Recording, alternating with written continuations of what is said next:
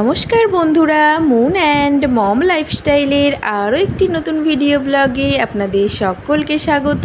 কেমন আছেন আপনারা সবাই? আশা করছি সকলেই ভীষণ ভালো আছেন, আমরাও ভীষণ ভালো আছি। আর দীপাবলি উপলক্ষে চারিদিক তো আলোয় আলোয় সুন্দরভাবে সেজে উঠেছে, ঝলমল করছে চারিদিক আলোয় আলোয়। আর আজ ভূত চতুর্দশী। তো ভূত চতুর্দশীর দিন আমাদের বাড়ির নিয়ম আছে 14 প্রদীপ জ্বালানোর। তো সন্ধ্যাবেলায় 14 প্রদীপ জ্বালিয়ে সন্ধে দিলাম, আর ঠাকুর ঘরে একে একে প্রদীপ দেওয়ার পর চলে গেলাম প্রদীপগুলি নিয়ে বাড়ির বিভিন্ন জায়গায় দেওয়ার জন্য। তো প্রথমেই তুলসী তলায় প্রদীপ জ্বালালাম, তারপর ছাদে, বারান্দায়, বিভিন্ন জায়গায় প্রদীপ জ্বালানোর পর এখন যাচ্ছি বাড়ির প্রধান দরজায় দুদিকে প্রদীপ জ্বালাতে। তো পিছনে পিছনে মন সোনা তো আসছে দেখার জন্য, ও গোটা বাড়ি ঘুরছে আমার সাথে। আর যাওয়ার সময় মা তারার মুখটা প্রদীপের আলোয় সুন্দরভাবে জ্বলজ্বল করে উঠলো, ভীষণ ভালো লেগেছে আমার সেটা। আর শেষ প্রদীপটা জ্বালালাম আমার রান্নাঘরে। তো এখন চারিদিকে প্রদীপ দেওয়া শেষ, এখন আমরা বেরিয়ে পড়েছি। কালকেই যেহেতু কালী পুজো, সেই জন্য আমাদের বাড়িতেও হবে কালী পুজো, সেই জন্য কালী ঠাকুর আনতে যাব এখন কুমোরটুলি। তো যাওয়ার পথে সিদ্ধেশ্বরী মায়ের মন্দির দীপাবলি অমাবস্যায় পুজো হওয়ার জন্য সুন্দরভাবে সেজে উঠেছে। তো প্রথমেই আমরা একটু মাতৃদর্শন করে নিলাম, তারপর রাস্তাতেও দেখলাম বিভিন্ন প্যান্ডেলে ঠাকুর চলে এসেছে। আর প্রথমেই কুমোরটুলিতে যাওয়ার পর আমরা চলে গিয়েছিলাম একদম ভূতপাড়ায়। এখানে এত ভূত, বিভিন্ন রকমের ভূত। প্রথমে তো মনসোনা ভীষণই ভয় পেয়ে গিয়েছিল এত ভূত দেখার পর। ও তো ভয়েতে গাড়ি থেকে নামতেই চাইছিল না। তারপর আস্তে আস্তে ওকে বোঝানো হলো যে এইগুলো সব মাটির তৈরি করা ভূত। কালী পুজো উপলক্ষে প্যান্ডেলের চারিদিকে এই ভূত রাখা থাকে, সেই জন্যই এত ভূত। তারপর বলার পর আস্তে আস্তে সাহস করে এগিয়ে যাচ্ছে পাপার সাথে। আর এখানে দেখুন বড়বৌ ভূত, এই ভূতগুলো তো ভীষণই ভালো লেগেছে আমার। তো এখানে অনেকক্ষণ দাঁড়িয়ে দাঁড়িয়ে এই ভূতগুলো দেখছিলাম, বেশ ভালো লাগছিল।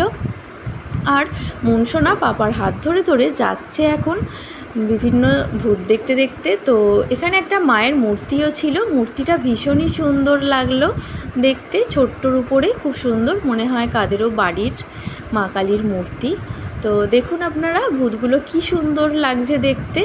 তো এখন আমরা চলেছি ভূত দেখতে দেখতে ঠাকুর দেখতে। আমরা যাব, আমাদের ঠাকুর পছন্দ করব, আর কুমোরটুলি থেকেই নিয়ে যাব আমাদের বাড়ির মা কালীর মূর্তি। আর যাওয়ার সময় বিভিন্ন জায়গায় ঢাক বাজিয়ে, কোথাও বা বাজনা করে ঠাকুর আনতে এসেছে সকলেই। এখানের এই ভূতটাকে তো মনসোনার বাবার এত পছন্দ হয়েছে, আবার পাশে গিয়ে দাঁড়িয়ে একটু ছবিও তুলে নিল। আর দেখুন আপনারা ওখানেতে মাকে গাড়িতে তোলার জন্য মুটেরা বিভিন্ন জায়গায় ভ্যানে করে বা টানা ভ্যানে করে নিয়ে যাচ্ছে মায়ের বিভিন্ন মূর্তি। তো আমরাও দেখতে দেখতে এগিয়ে চলেছি।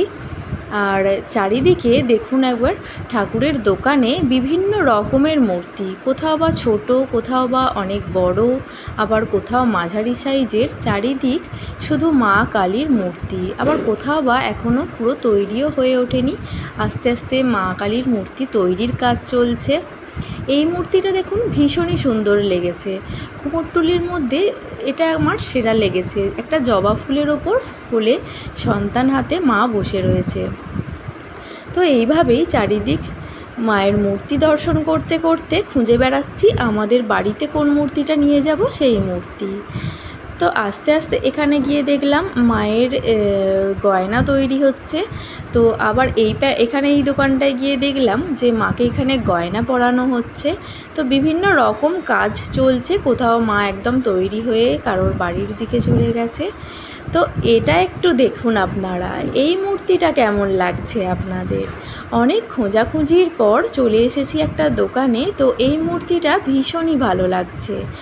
তো দেখুন একবার লাল পাড় সাদা শাড়ি পরা মা, কি সুন্দর মূর্তিটা, আমার তো ভীষণই পছন্দ হয়েছে। আর এটাই আমাদের বাড়িতে নিয়ে যাব বলে একদম ঠিক করে নিয়েছি। তো এই দাদাই তৈরি করেছেন এই মূর্তিটা, তো আমাদের হাতে তুলে দিলেন ওনার তৈরি করা এই মূর্তিটা। মুনের পাপা এখন মূর্তিটা নিয়ে এগিয়ে চললাম আমরা বাড়ির দিকে। তো মুনসোনা আর ওর পাপা মূর্তিটা নিয়ে আমরা এখন গাড়ির দিকে রওনা দিলাম। আর যাওয়ার সময় একটু ঠাকুরটা সাজানোর জন্য পিছনের একটা চারুচিত্রও কেনার ছিল, সেটা দেখতে চলে গেছে এখন মুনসোনার পাপা। আর যেহেতু মুনসোনার পাপা ওখানে চলে গেছে, সেই জন্য আমি আর মুনসোনা দাঁড়িয়ে দাঁড়িয়ে ঠাকুর দেখছিলাম। তো অনেক চারুচিত্রর মধ্যে এটা ভীষণ মানানসই হয়েছে, তো এটা কিনে নিলাম এখন আমরা। তো আজকে আমাদের কুমোরটুলিতে মা কালীর মূর্তি আনতে যাওয়ার ভিডিও আপনাদের কেমন লাগলো অবশ্যই সেটা কমেন্ট করে জানাবেন।